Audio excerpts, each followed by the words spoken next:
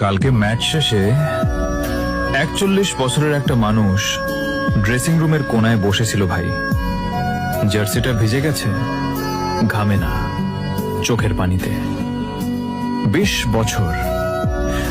বছর ধরে দেশটারে কাঁধে নিয়ে দৌড়াচ্ছে। ফিগো চলে গেছে, দেখো চলে গেছে, কিন্তু রোনালদো যায় নাই। কালকে ৯০ মিনিট ৪ জন মার্কিং টানছে, স্পেস বানাইছে, হাত দিয়ে ইশারা করছে এই যে আমি ফ্রি। আর ওর টিমমেটরা বলও পায়নিয়া নিজের স্টার ভাবছে, ইগো দেখাইছে। রোনালদোরে নিজের লেজেন্ডরে বল দেয় নাই ভাই। ক্লাবেও রাজা, ইউনাইটেডে বস, রিয়ালে কিং, জুভেতে লেজেন্ড। আর দেশের জার্সি গায়ে দিলেই একা হয়ে যায়।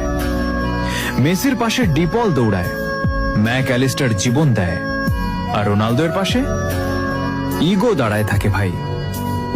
এটা দুঃখ না ভাই? ৯৭০-এরও বেশি গোলের পরেও খালি লাগে যখন নিজের পোলারা সম্মান দেয় না। ৫টা ব্যালন ডিওরের পরেও কষ্ট হয় যখন শেষ WC-তে কেউ পাশে থাকে না। কালকে ম্যাচ শেষে রোনালদো বুঝে গেছে ট্রফি হয়তো হবে না, কিন্তু ওর চেয়ে বড় কষ্ট নিজের দেশের প্লেয়াররা ওরে বুঝে নাই।